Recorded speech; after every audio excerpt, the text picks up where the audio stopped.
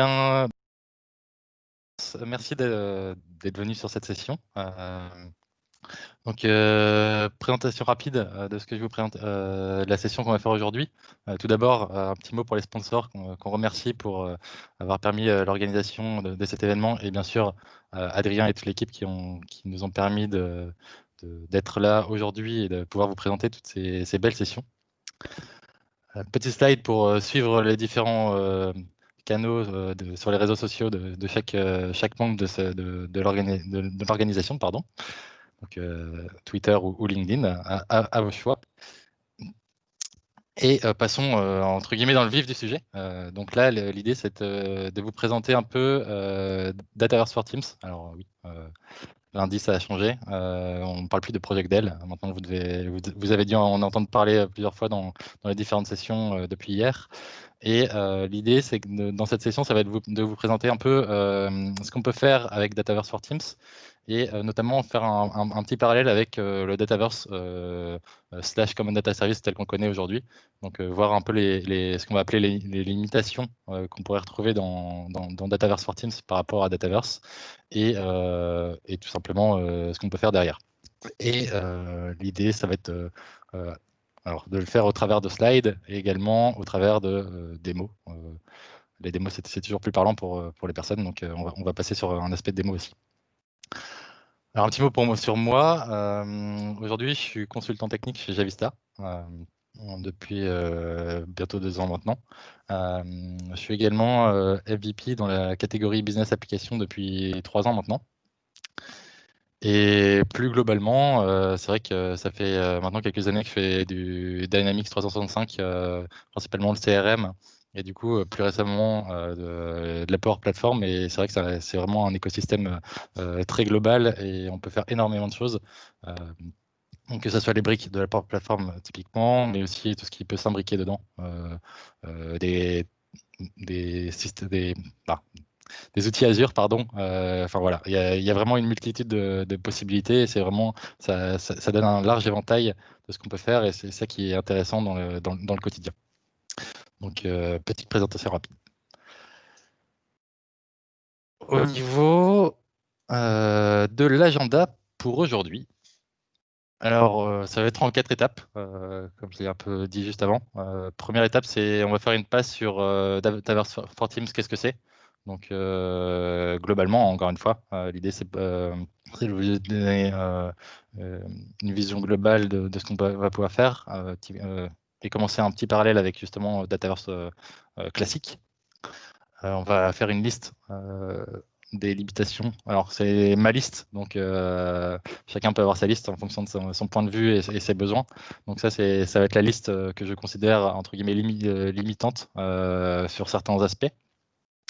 Ensuite, je vais vous faire une démo, donc ce qu'on peut faire à l'intérieur du studio, des possibilités, des limitations, etc.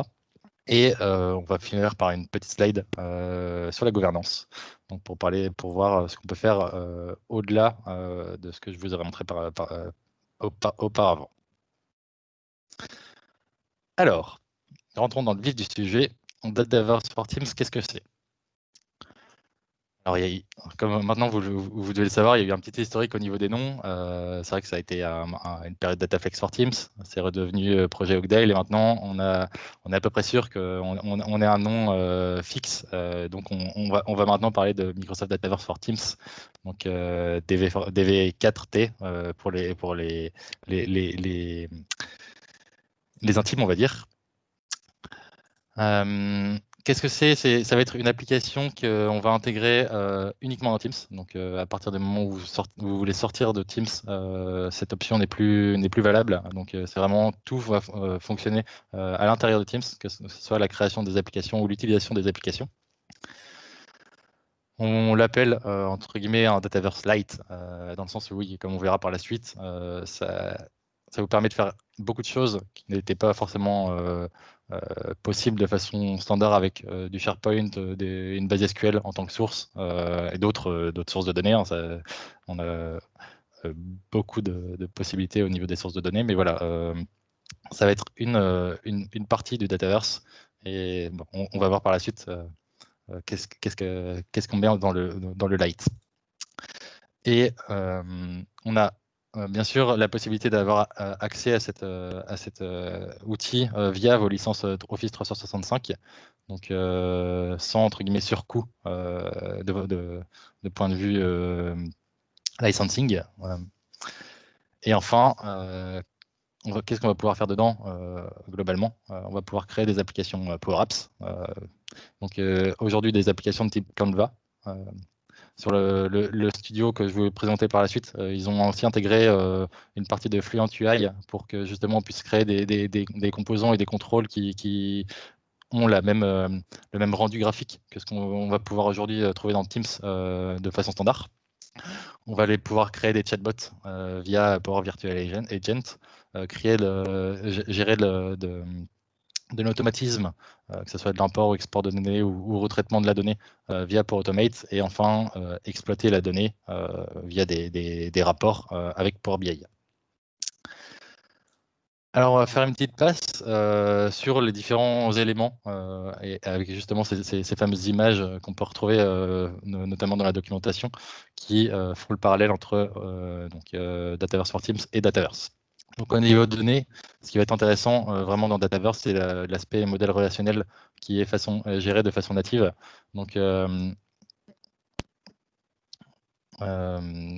c'est vraiment un gros plus par rapport à du SQL ou d'autres. Enfin, encore une fois, je prends SQL par exemple comme exemple, mais il y a de multiples sources qui peuvent être utilisées dans une Canvas, mais c'est vraiment un des gros points forts. On va avoir la possibilité de gérer des champs de type fichier, de type image, faire des fonctions. Alors ça, entre guillemets, il n'y a rien de nouveau. On peut le faire aujourd'hui avec des applications de type Canvas, de faire des filtres, des sortings d'informations, de la recherche. Donc là-dessus, on est sur les bases. Créer des types de données assez basiques. On appelle ça basique parce que je vais vous montrer par la suite qu'on peut aller un peu plus loin que ce qu'on a par défaut dans la création d'applications. Donc ça peut être du texte, du numérique, des champs dates, multilignes, recherche, des champs de devises, voilà, un ensemble de champs qu'on va pouvoir retrouver quand on va créer nos différentes tables.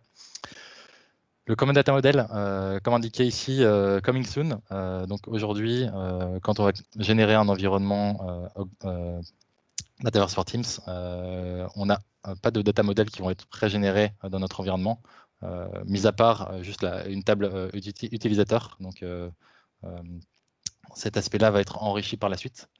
Et il faut bien prendre en compte le fait que le mode offline est à mettre de côté pour Dataverse for Teams. Impossible aujourd'hui de le gérer. Et tout ce qui est recherche avancée ne peut pas être fait via Dataverse for Teams, donc à étudier quand vous allez réfléchir à l'utilisation de cet outil-là pour faire vos cas d'usage. Ensuite, si on parle de l'aspect cycle de vie d'un environnement, donc bien sûr, Dataverse for Teams va vous permettre de faire de la visualisation de données et de la gestion de données, tout simplement, au travers de votre application Canva, notamment. Il faut savoir qu'on est limité aujourd'hui à un environnement par team, donc que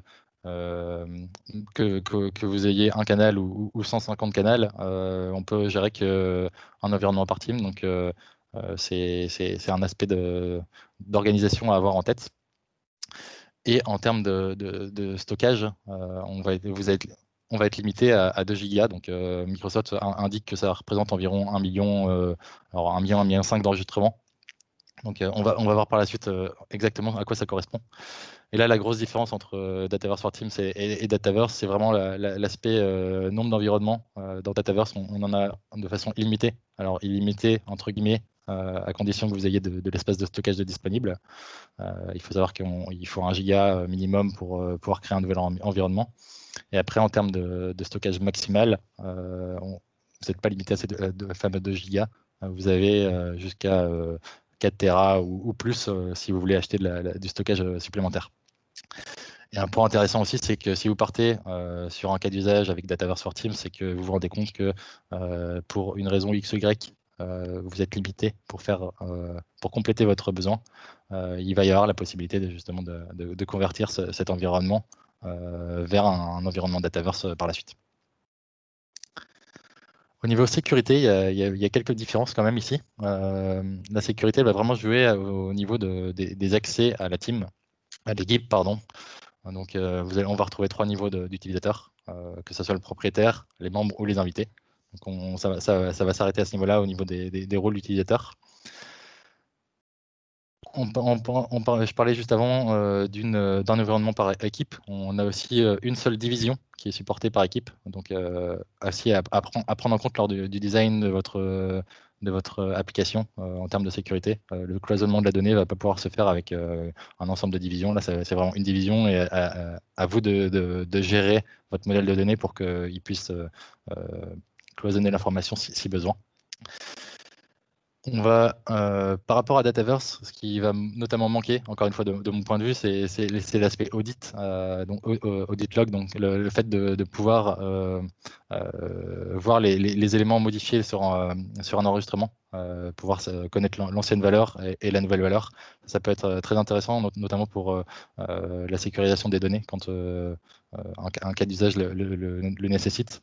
Tout ce qui est hiérarchie de la sécurité et notamment le partage d'enregistrement d'un utilisateur à l'autre, ça c'est quelque chose qui n'est pas possible aussi, donc attention à ces différents points-là. En termes d'intégration entre Data for Teams et d'autres systèmes, tout simplement, on va être, encore une fois, entre guillemets, limité à Power Automate. C'est Power Automate qui va faire l'intermédiaire pour ces échanges. Tout ce qui est stack Azure avec Event Hub, Service Bus, les webhooks, c'est à mettre de côté. Tout ce qui est server-side sync, donc avec votre Exchange, impossible non plus. Et l'aspect récupération des informations avec SSMS notamment de votre environnement, ça ne va pas être faisable non plus aujourd'hui. Alors c'est un rapide tour de ce que propose Dataverse, entre guillemets d'après la documentation. Maintenant, l'idée, c'est que je vais vous présenter un peu les limitations. Encore une fois, je le précise, c'est les limitations de mon point de vue.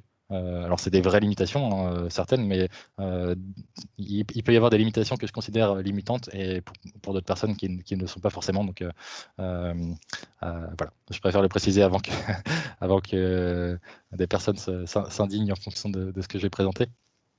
Donc la première limitation aujourd'hui, c'est que pour ceux qui sont habitués à faire des applications avec Power Apps, on va pas avoir accès aux environnements Teams depuis le portal Maker tel que vous connaissez.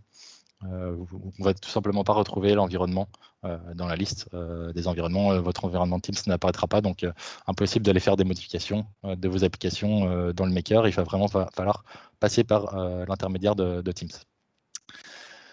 Tout ce qui est accès à l'API Dataverse, c'est quelque chose qui est bloqué également. Donc, tout ce qui sera interaction avec votre donnée, la récupération, création, modification, suppression, enfin, toutes les actions qu'on pourrait être amené à faire se fera directement dans l'application via le connecteur ou via du Power Automate. Donc, si on considère que les traitements de données asynchrones peuvent répondre aux besoins, ça va être via Power Automate qu'on va pouvoir le faire. L'utilisation d'iBuilder est à mettre de côté également. Alors l'iBuilder, de manière générale, nécessite une licence premium notamment. Donc, comme on l'a vu tout à l'heure, étant donné que Dataverse for Teams est accessible par les licences Office 365, c'est quelque chose qui ne va pas être disponible aujourd'hui. Donc, pas de possibilité de faire du traitement de formulaires, de reconnaissance de texte, reconnaissance d'images ou tout ce qui va avec l'iBuilder finalement. Aujourd'hui, on va être limité à la création d'applications de type Canva. Donc, les modèles Driven App ne sont pas une option aujourd'hui, malgré le fait que notre source de données, on va dire, reste un Dataverse, light ou pas. La modèle Driven App n'est pas disponible aujourd'hui. Peut-être dans le futur, on verra bien, je ne sais pas encore. Prochain point, c'est vraiment ça concerne les contrôles ici. Dans les canvas classiques, on va pouvoir intégrer des contrôles PCF. Alors en deux mots, les contrôles PCF, pour ceux qui ne connaissent pas forcément, c'est des contrôles qui vous permettent d'enrichir vos applications avec des contrôles personnalisés. Donc ça peut être soit un contrôle qui reprend un contrôle existant, mais en améliorant son utilisation pour répondre à un besoin spécifique, ou tout simplement un contrôle qui va vous permettre de faire des choses qui ne sont pas disponibles de façon standard sur les contrôles mis à disposition par Microsoft. Donc ça, c'était vraiment un gros plus pour pouvoir enrichir nos applications. Et malheureusement, ces contrôles PCF ne sont pas disponibles aujourd'hui. Ensuite, on va avoir l'utilisation des connecteurs custom premium et des data gateway. Qui dit custom premium data gateway dit licence premium, donc à mettre de côté également.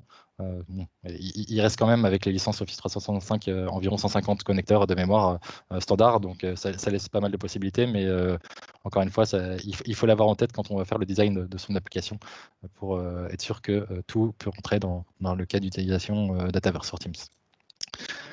Les galeries de composants, ça c'est un élément super important et super intéressant de mon point de vue.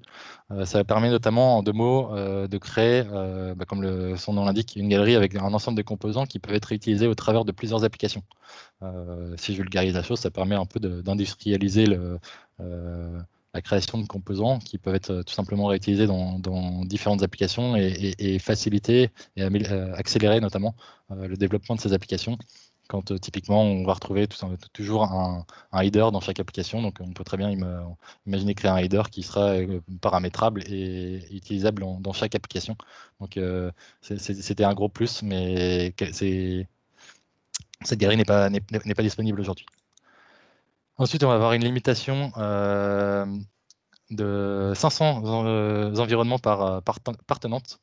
Donc, à partir du moment où vous avez atteint les 500 environnements, tout simplement, le prochain utilisateur qui voudra créer une application Dataverse for Teams, un environnement Dataverse for Teams dans son équipe sera bloqué tout simplement. Donc, là, sur ce sujet, c'est plus une organisation de votre côté pour savoir qui a le droit de gérer ces environnements et comment les maintenir, les supprimer et faire du nettoyage. Donc ça, c'est des sujets typiques de chaque client et chaque intégrateur, évidemment. On va ne pas pouvoir faire d'ALM. Depuis typiquement du DevOps, ça va être pas possible d'aller chercher les personnalisations d'une application pour la déployer simplement sur un autre Teams, sur un autre tenante, ailleurs, on va dire. Tout ce qui est intégration continue et développement continu, déploiement continu, pardon, c'est quelque chose qui va être bloqué pour Dataverse for Teams. Et une dernière limitation en mode croix rouge, on va dire, ça va être un nombre de contrôles qui sera disponible de façon standard, un chouïa réduit. Alors, la liste se réduit au fur et à mesure. Aujourd'hui, j'ai noté les adresses et les cartes. C'est des contrôles vraiment spécifiques, mais encore une fois, en fonction du besoin que vous pouvez avoir à développer, il faut quand même l'avoir en tête.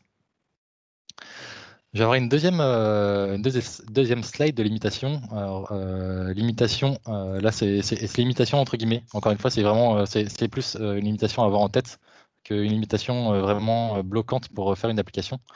Comme je l'indiquais tout à l'heure, quand on va créer un nouvel environnement, il ne va pas y avoir d'initialisation de CDM aujourd'hui, mis à part la table utilisateur, chose qui devrait arriver par la suite. Donc, on pourrait imaginer que dans quelques semaines ou quelques mois, je ne sais pas, on puisse retrouver des tables type contact, compte, opportunité, ce genre de choses, des tables qu'on retrouve finalement quand on va générer un environnement Dataverse classique.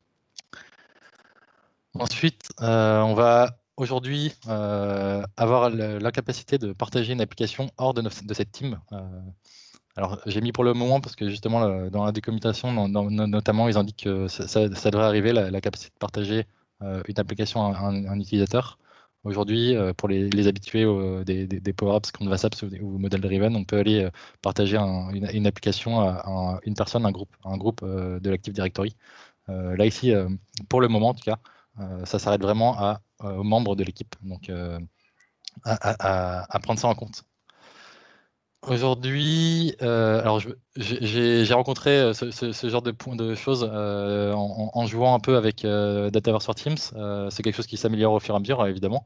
Ça m'est déjà arrivé que l'app checker, notamment, me recense des erreurs de formule, par exemple, alors que la formule fonctionnait correctement. Donc j'appelle ça un faux problème.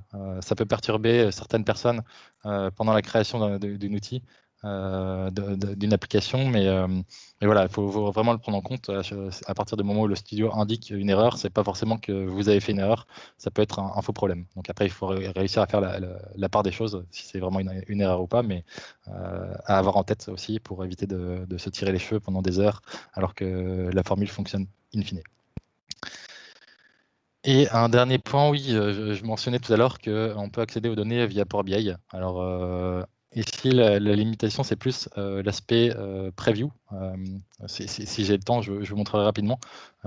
Pour accéder aux données de votre environnement Dataverse via Power BI, on passe par un point d'accès TDS qui est lui-même en bêta. Donc, qui dit bêta peut dire potentiel changement de configuration, etc. Donc c'est quelque chose qui peut être amené à pas être cassé, c'est pas ce que je veux dire, mais à modifier le comportement de votre accès aux données via Power BI, donc à avoir en tête également. Et le dernier point, je voulais faire un point sur le nombre d'enregistrements. On a parlé d'1 million, 1,5 million annoncés par environnement. Alors Nicolas Kierman, qui a fait une session justement hier, a poussé le test un peu plus loin.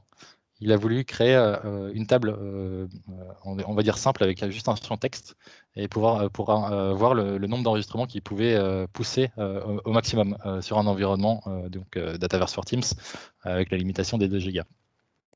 Donc, ce qui est intéressant, c'est que première étape, on voit, il y a une indication visuelle quand on va sur l'admin Power Platform et qu'on rentre dans les détails de stockage. Il y a quand même l'indication visuelle qu'on a bientôt atteint le quota et qu'il faut quand même faire attention de ne pas dépasser ce quota. Alors malheureusement, on ne sait pas exactement à quel moment cette indication visuelle est apparue, si c'était à 75, 80, 90%. Mais il y a l'aspect visuel qui peut être pratique pour si vous gérez 500 environnements, pour retrouver les environnements qui touchent à la totalité de la capacité. Et le deuxième slide qui va être très intéressant, c'est là, on voit le nombre d'API calls. Donc, ça va être tout simplement les appels à l'API qui ont permis de créer les enregistrements dans l'environnement Dataverse. À avoir en tête qu'on n'a pas créé 4 millions d'enregistrements, 4 millions 8 d'enregistrements. À chaque fois qu'on va créer un enregistrement, derrière, l'API fait la création, donc un message create, et derrière fait automatiquement un message de récupération de l'information, notamment pour récupérer l'information s'il y a des plugins synchrones qui peuvent tourner ou ce genre de choses. Donc, ce qui signifie que finalement, 2 gigas de données avec une table simple et un champ de texte simple, ça correspond au maximum. Donc, c'est intéressant de l'avoir en tête aussi dans ce sens-là, au maximum à 2,4 millions d'enregistrements. Après, forcément, si vous rajoutez des champs avec des fichiers, des champs un peu plus complexes, vous allez réduire le nombre nombre de champs, de nombre d'enregistrements possible, mais au moins on voit la limite. Et ce qui est intéressant sur la deuxième partie de ce screenshot, c'est les petits pics que vous voyez là. Ça donne un aspect visuel sur justement la limitation qu'on peut avoir avec les appels API. Alors vous avez une limitation par utilisateur partenante d'imposer, et une fois que cette limitation est atteinte, l'API va vous dire grosso modo non, attendez un petit peu que la charge redescende et vous pouvez recommencer à envoyer des données. Donc c'est intéressant de voir comment fonctionnent en effet les pics, sachant que pour charger les données, ça a été des flows qui appelaient des flows qui appelaient des flows pour faire la création, pour imbriquer et justement améliorer la rapidité de la création. Et chaque flow a duré environ 5 jours pour créer les éléments. Donc voilà, je trouvais ça intéressant, ce graphique, pour donner l'aspect visuel sur comment est gérée la création d'un multiple d'enregistrements pour faire un peu un stress test de l'environnement. Alors, petit passage délimitation pour encore mon point de vue. Et là, on va passer sur la démo. Donc, alors, je ne vais pas dire ce qui est intéressant, mais ce qui sera peut-être plus parlant pour certains. Alors, ce que j'ai fait, c'est que voilà, l'idée, c'est que je vais vous montrer, dans mon tenant, j'ai fait quatre environnements, donc il ne me reste plus que 496, attention.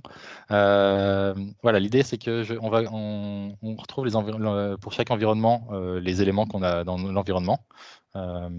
On peut très bien aller, par exemple, créer une nouvelle application ou un nouveau chatbot.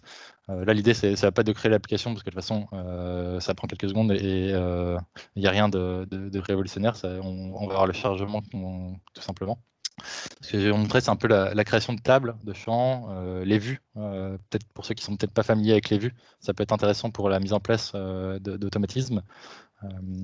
Je vais dérouler un peu le scénario si les pages veulent bien charger. Donc là, finalement, c'est une application, on va dire, blanche, donc il n'y a rien dedans. Première chose qui est sympa de présenter, c'est un peu la modification du studio par rapport à celui qu'on connaît pour les applications de type Canva classique. C'est qu'il y a une petite refonte, donc notamment dans le menu en haut, on a certains éléments rapides et notamment l'aspect l'intégration de Power Automate qu'on peut retrouver ici, les collections, enfin, un ensemble de fonctionnalités rapides d'accès dans la menu. On va pouvoir renommer simplement l'application. Bon, pas très important, mais ça peut être utile. La sauvegarde, important, il y a une sauvegarde automatique toutes les 2 minutes, mais ça peut être important de sauvegarder manuellement quand vous avez fait une grosse formule et que vous ne voulez pas la perdre, bien évidemment. L'aspect preview, tout simplement pour jouer l'application, et la possibilité de publier l'application dans la team. Donc, en choisissant les canaux, mais dans la team. Ensuite, ce qu'on va retrouver ici, c'est l'aspect tree view, donc les éléments qui constituent mon application. Via le petit plus, c'est tous les contrôles standards qu'on va retrouver. Donc les boutons, les textes, les labels, et j'en passe. Hein. La partie data, donc la possibilité de créer des tables. Donc pour créer des tables, on va faire une démo tout de suite. Comment on va l'appeler démo tout simplement, parce que je suis très original. On va pouvoir aller vérifier si la version au pluriel vous convient, si l'automatisme a bien marché. Et quand on va créer la table, ce qui va être intéressant, point de vue UI, UX, c'est que ici vous allez vous retrouver avec tout simplement l'aspect visuel de, par défaut, j'ai une colonne de type texte qui va être obligatoire à chaque création de table. Donc c'est quelque chose qui ne peut pas être supprimé. Néanmoins, vous avez la capacité de modifier son nom si vous le souhaitez. Hein, name tout simplement. Donc une colonne qui va être voilà, obligatoire, on va dire. Et après, si ça va bien, voilà. Ce qui va être intéressant, c'est que vous allez avoir la possibilité de créer un nombre de colonnes X que vous souhaitez, et vous allez retrouver avec différents types de données. Donc on peut aller créer, alors du texte, on l'a déjà vu, on peut aller créer des choix avec X choix qu'on peut mettre. Ce qui va être sympa aussi ici, c'est qu'on peut associer des couleurs aux choix, donc c'est plus aspect visuel, on va dire, mais ça peut être intéressant. Voilà, on va en créer plusieurs, email par exemple. Voilà. Et ce qui va être intéressant ici, c'est au-delà du fait qu'on a créé des colonnes, on va pouvoir tout simplement éditer l'information en direct ici. Pour notamment, ça peut être pour charger des données de démo si vous voulez. Contourzo, c'est pas grave. Charger des données de démo, tout simplement les visualiser. C'est un bon point d'entrée pour notamment gérer l'information. Alors attention, quand on crée les informations ici, on va avoir un type de données limité. Je vais vous montrer par la suite justement, je vais sauter dessus maintenant, parce que le temps tourne. Pour faire cette démo, je vais juste switcher d'application, ça sera plus parlant pour vous montrer quelque chose qui est un peu plus poussé. J'aurais dû la charger avant, autant pour moi.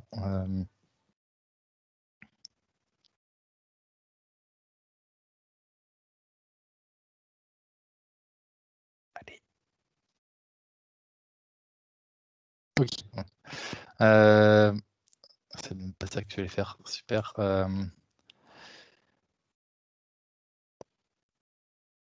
Ce que je voulais montrer ici, c'est que on a la possibilité de créer des tables depuis l'application, mais ce qui va être intéressant surtout, c'est que quand on va dans notre environnement et qu'on clique sur Seall, on va avoir un rendu graphique un peu différent, où on va toujours retrouver les applications, les chatbots, les flows, les tables. Mais ce qui va être vraiment intéressant ici, c'est que si on va au niveau d'une table qu'on a créée, on va se retrouver avec une interface, un chouïa différente, qui va vous permettre notamment, si on va dans le add column, c'est là que ça va être intéressant, c'est que vous allez retrouver clairement plus de types de champs possibles. Donc là, en plus, on a les champs de devises, les champs images, je l'ai mentionné tout à l'heure, les champs fichiers, multilignes, etc. Donc là, c'est vraiment votre point d'entrée pour créer l'ensemble des champs possibles que Dataverse vous met à disposition, et non juste la liste prédéfinie avec le créateur de données visuelles. Ce qui va être intéressant aussi, c'est l'aspect gestion de relations. Donc, entre vos tables, vous pouvez créer des relations, une pour plusieurs, plusieurs pour une et plusieurs pour plusieurs, pour pouvoir créer votre modèle de données comme vous le souhaitez et pouvoir le paramétrer au mieux. Et ce que je disais tout à l'heure, les vues, c'est ça qui va être intéressant pour ceux qui ne sont pas familiers de Dataverse. Ça va vous permettre de mettre à disposition de votre application une vue qui va, finalement, derrière une vue, ça va être un ensemble de données qui va être ordonné, préfiltré, pour vous simplifier la tâche lors de la construction de votre application et éviter justement l'aspect je filtre avec mes critères spécifiques, j'ordonne ma donnée avec la formule. Là, ça va vraiment être la possibilité de créer une vue. Donc, on va créer une vue rapide. De 1, ça se fait en quelques clics. Donc, pour rajouter mes éléments, j'ai juste à cliquer là, il se rajoute tout seul. Et ce qui va vraiment être intéressant, c'est la capacité d'ordonner mes éléments, donc en 2 clics, et surtout de pouvoir définir des filtres automatiques. Donc typiquement, si je veux récupérer que les informations qui me concernent, je vais aller chercher le champ propriétaire, donc celui qui a créé l'enregistrement en question, et je veux que cette vue-là m'affiche que les éléments que moi j'ai créés, pour que quand je ouvre l'application, par défaut, je vois que mes éléments et pas ceux des autres, tout simplement. Et ça, c'est tout simplement standard. Donc, ça peut être très intéressant pour mettre en place votre application. Ce qui va être, donc ça, c'était vraiment la possibilité de manipuler les tables de façon un peu plus poussée que le designer dans l'application. Si je c'est pas correct ça. Si je switch là-dessus, je suis désolé pour les chargements.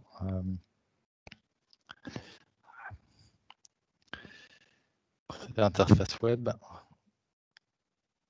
Si je retourne sur mon PPFS 2020. Alors là, l'idée, c'est que je voudrais montrer une capacité qu'on a avec aujourd'hui l'application. C'est qu'on va pouvoir créer des tables dans un environnement, donc dans mon environnement Dataverse for Teams, comme je l'ai appelé. Mais ce qui est intéressant aussi, c'est qu'on va pouvoir aller appeler des tables qui se retrouvent dans des environnements externes. Par externe, ce que j'entends, c'est que ici, c'est avec les 3 petits points, vous allez pouvoir choisir l'environnement où vous voulez récupérer vos tables.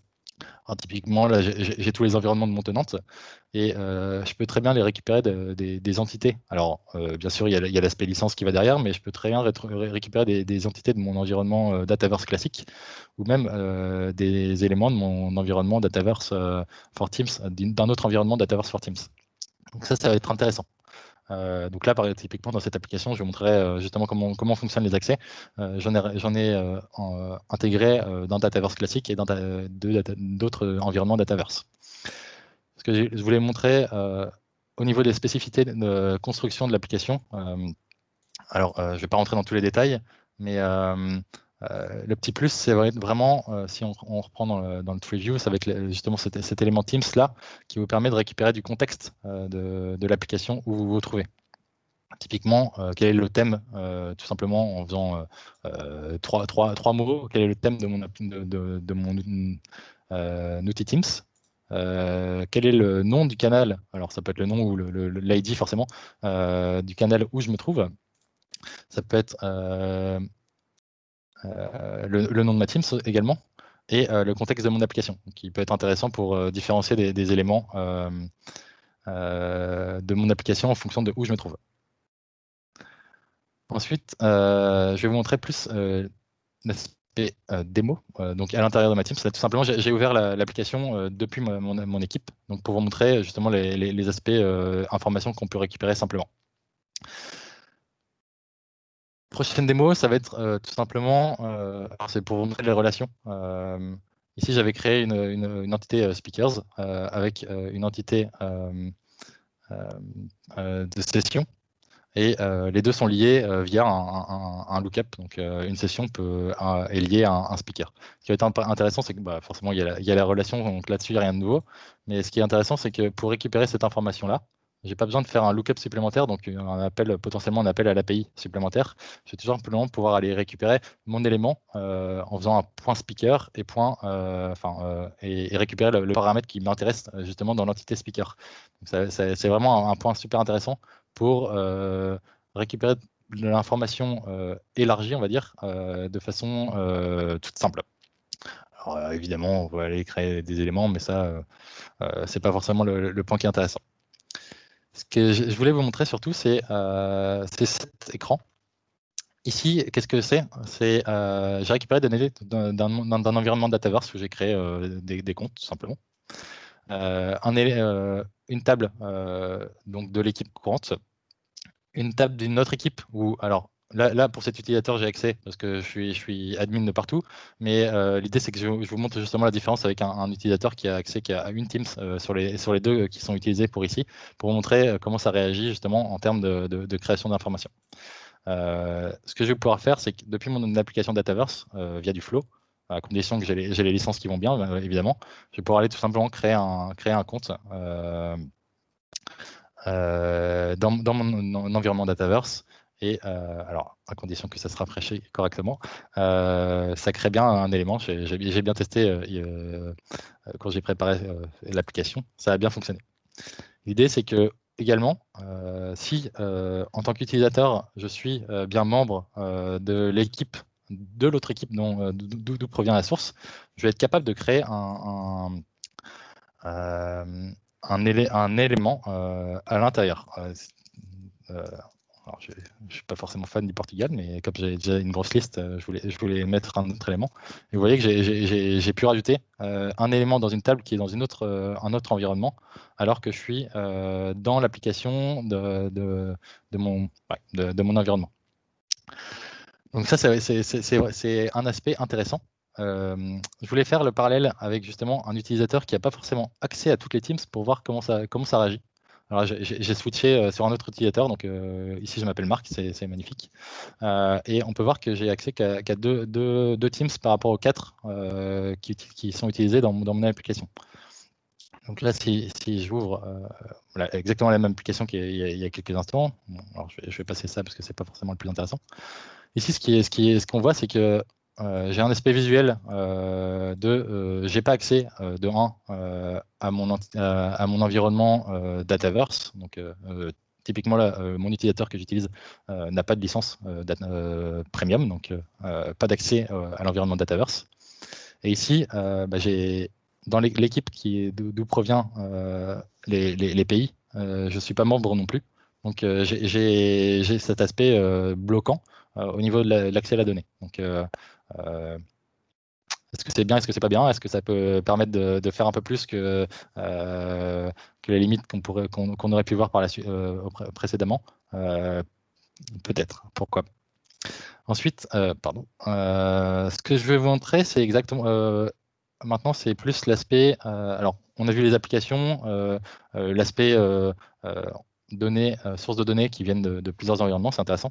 Ce que je voulais montrer aussi, c'est qu'aujourd'hui, on peut créer une application pour une équipe, mais je voulais vous montrer qu'on pouvait également exporter ces applications pour notamment s'en servir dans une autre équipe ou même au niveau tenante, tout simplement.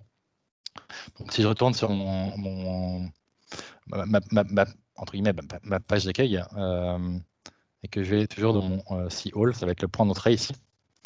Au niveau de mon application, quand je vais la sélectionner, je vais avoir un petit bouton Add to Teams Donc le Add to Teams, ça va être justement pour notamment exporter cette application sous format zip tout simplement, et de pouvoir la réimporter, alors soit au niveau du tenant de mon administration Teams, ou au niveau de l'équipe tout simplement.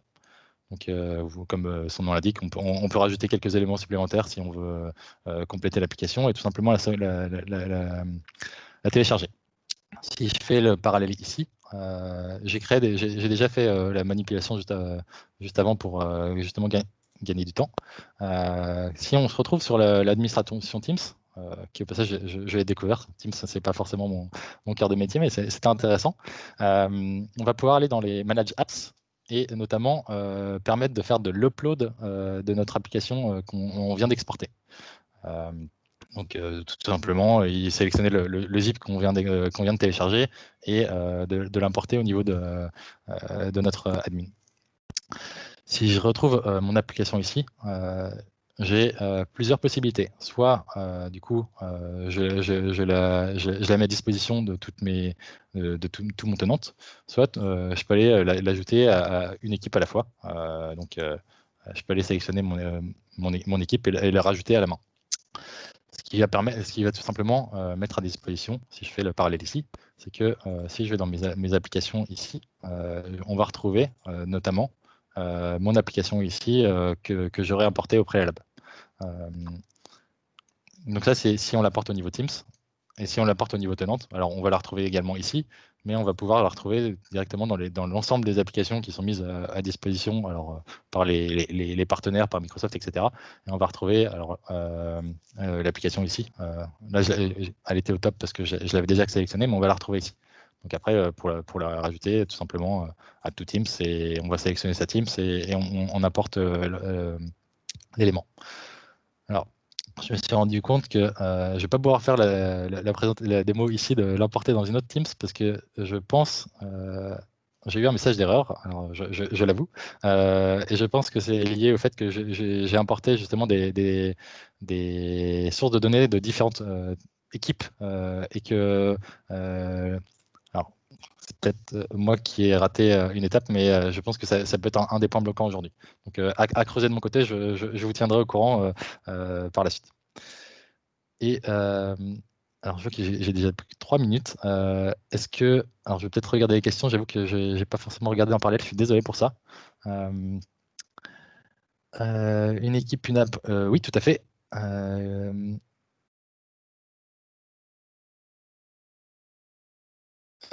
N'hésitez pas à me dire s'il y a des questions qui n'ont pas été répondues, parce que je vois qu'il y en a certains qui ont répondu en parallèle, et je vous remercie d'ailleurs pour ce petit coup de main.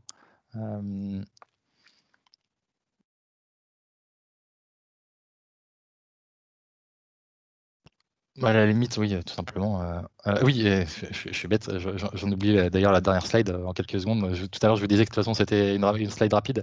C'est pour l'aspect gouvernance, comme je vous le disais tout à l'heure, à partir du moment où vous vous rendez compte que Dataverse for Teams atteint, entre guillemets, ses limites dans votre cas d'usage, il va y avoir la possibilité de le convertir en Dataverse. Alors, il y a à compléter aussi, mais a priori, ça ne pourra pas être possible tant que l'aspect CDM n'est pas mis en place, mais c'est quelque chose en cours. Je le disais tout à l'heure, l'aspect gestion des environnements via l'admin de la Port Platform pour pouvoir notamment faire voir le nombre d'environnements que vous avez à disposition et tout simplement les gérer au cas par cas. Et ce qui va être intéressant aussi pour l'aspect gouvernance aussi, c'est que là, je vous ai montré comment exporter une application pour l'importer dans un Teams ou l'importer au global, mais on peut très bien prochainement, on va pouvoir avoir la capacité de créer des templates, typiquement comme les 3 templates que Microsoft nous met à disposition, pour qu'on puisse déployer des éléments au niveau organisation de manière un peu plus simple que les quelques étapes que je vous ai montrées auparavant.